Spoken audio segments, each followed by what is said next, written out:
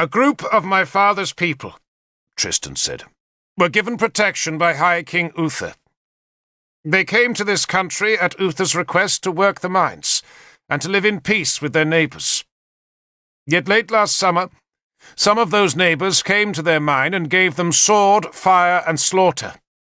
58 dead, tell your king, and their sahid will be the value of their lives plus the life of the man who ordered them killed. Or else we shall come with our own swords and shields to take the price ourselves. Owain roared with laughter. Little Curnow! Ooh, we're so frightened. The warriors all around me shouted scorn.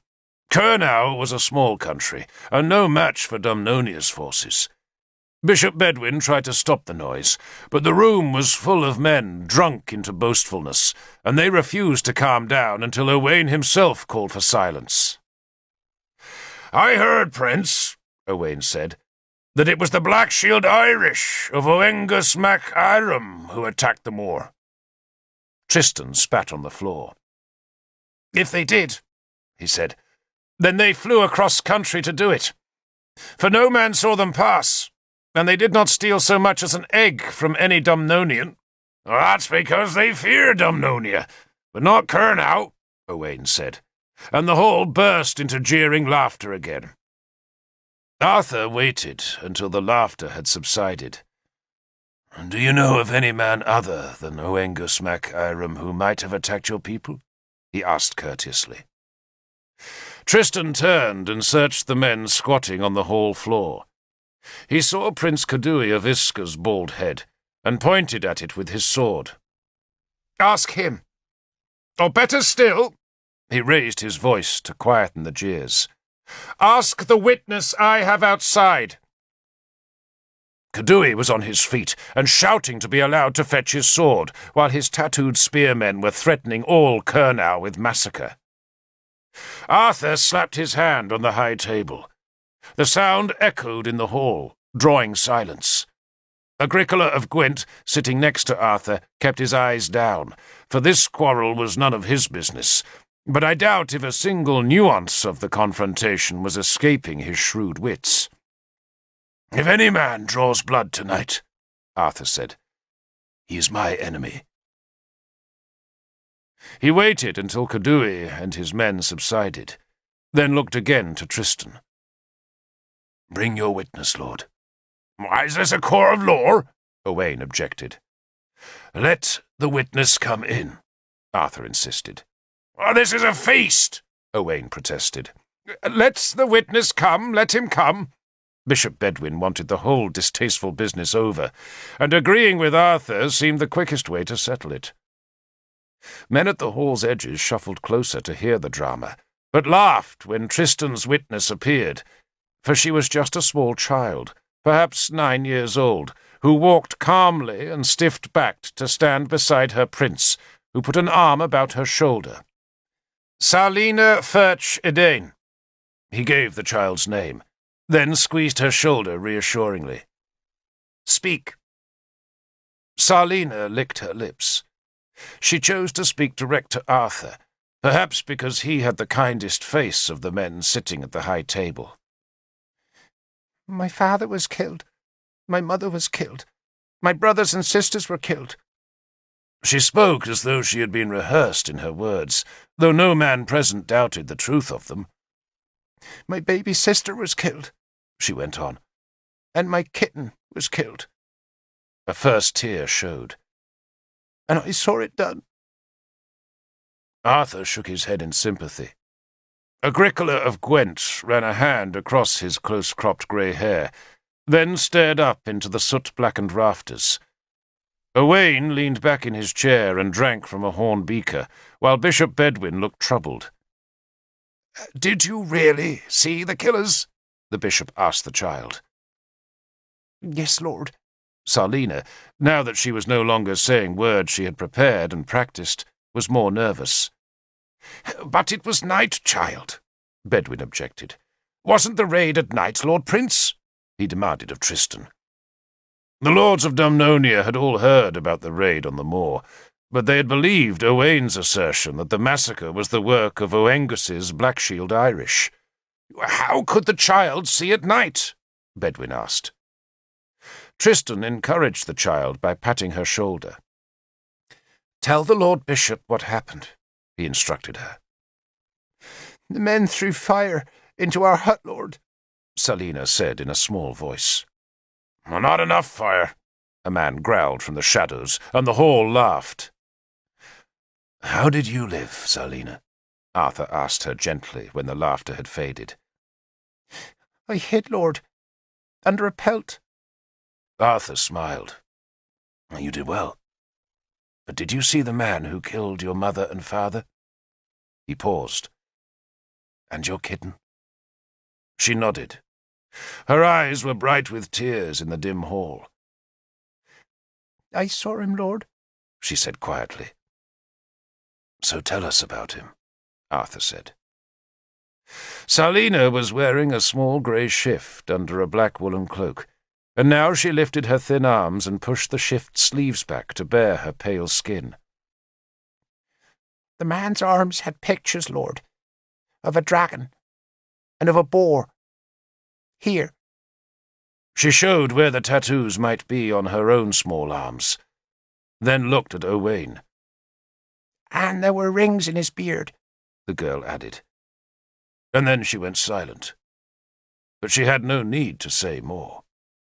Only one man wore warrior rings in his beard, and every man present had watched Owain's arms drive the spear into Olenka's midriff that morning, and everyone knew those arms were tattooed with Dumnonia's dragon, and with his own symbol of a long-tusked boar.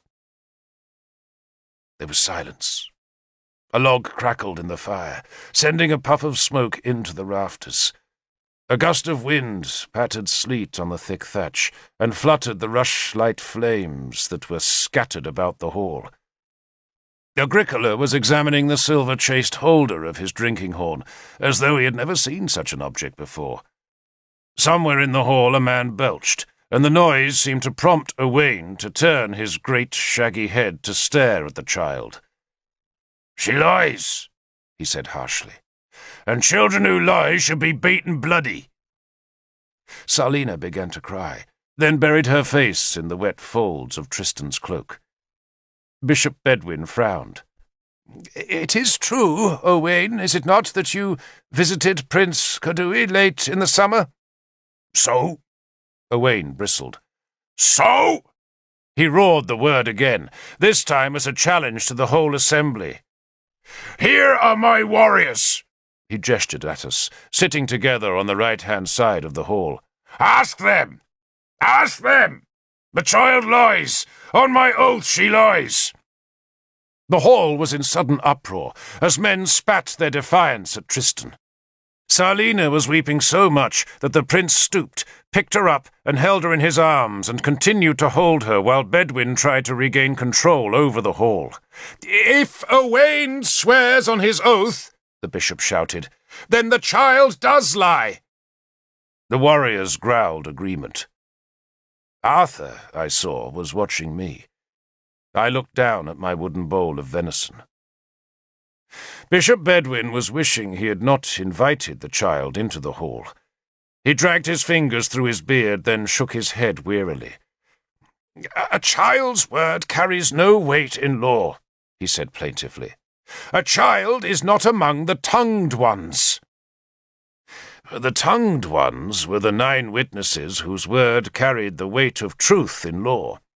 A lord, a druid, a priest, a father speaking of his children, a magistrate, a gift-giver speaking of his gift, a maiden speaking of her virginity, a herdsman speaking of his animals, and a condemned man speaking his final words. Nowhere in the list was there any mention of a child speaking of her family's massacre. "Lord Owain," Bishop Bedwin pointed out to Tristan, "is a tongued one." Tristan was pale, but he would not back down. "I believe the child," he said, "and tomorrow, after sunrise, I shall come for Dumnonia's answer. And if that answer denies Kurnow justice, Then my father will take justice for himself." "Now what's the matter with your father?" Owain jeered. "Lost interest in his latest wife, has he? So he wants to take a beating in battle instead?" Tristan walked out amidst laughter. A laughter that grew as men tried to imagine little Curnau declaring war on mighty Dumnonia. I did not join in the laughter, but finished my stew instead, telling myself I needed the food if I was to keep warm during my spell of guard duty that would start at the feast's end. Nor did I drink any mead, so I was still sober when I fetched my cloak, spear, sword, and helmet, and went to the north wall. The sleet had stopped, and the clouds were passing to reveal a bright half-moon sailing amidst a shimmer of stars, though more clouds were heaping in the west above the Severn Sea. I shivered as I paced the rampart, where Arthur found me. I had known he was coming. I had wanted him to come, and yet I felt a fear of him as I watched him cross the compound and climb the short flight of wooden steps that led to the low wall of earth and stone. At first he said nothing, but just leaned on the wood palings and stared towards the distant speck of flamelight that lit Innis Widrin. He was dressed in his white cloak, which he had gathered up so that its hem would not drag in the mud. He had tied the cloak's corners about his waist, just above his cross-hatched scabbard. "I'm not going to ask you," he spoke at last, his breath misting in the night air, "what happened on the moor, because I don't want to invite any man, and least of all a man I like, to break a death oath." "Yes, Lord," I said, and wondered how he had known it was a death oath that had bound us on that dark night. "So instead let us walk." He smiled at me and gestured along the rampart. "A walking sentry stays warm," he said. "I hear you're a good soldier." "I try, Lord." "And I hear you succeed. So well done." He fell silent as we passed one of my comrades, who was huddled against the palings. The man looked up at me as I passed, and his face showed alarm that I might betray Owain's troop. Arthur pushed the cloak's hood back off his face. He had a long, firm stride, and I had to hurry to keep pace with him. "What do you think a soldier's job is, Derval?" he asked me, in that intimate manner that made you feel he was more interested in you than anyone else in the world. "To fight battles, Lord," I said. He shook his head. "To fight battles, Derval," he corrected me, "on behalf of people who can't fight for themselves. I learned that in Brittany. This miserable world is full of weak people, powerless people, hungry people, sad people, sick people, poor people, and it's the easiest thing in the world to despise the weak, especially if you're a soldier. If you're a warrior, and you want a man's daughter, you just take her. You want his land, you just kill him. After all, you're a soldier, and you have a spear and a sword, and he's just a poor weak man with a broken plough and a sick ox. And what's to stop you?" He did not expect an answer to the question, but just paced on in silence. We had come to the western gateway, and the split-log steps that climbed to the platform over the gate were whitening with a new frost. We climbed them side by side. "But the truth is, Derval," Arthur said, when we reached the high platform, "that we are only soldiers because that weak man makes us soldiers. He grows the grain that feeds us, he tans the leather that protects us, and he poles the ash trees that make our spear shafts. We owe him our service." "Yes, Lord," I said, and stared with him across the wide flat land. It was not so cold as the night on which Mordred had been born, but it was still bitter, and the wind made it more so. "There is a purpose to all things," Arthur said, "even being a soldier.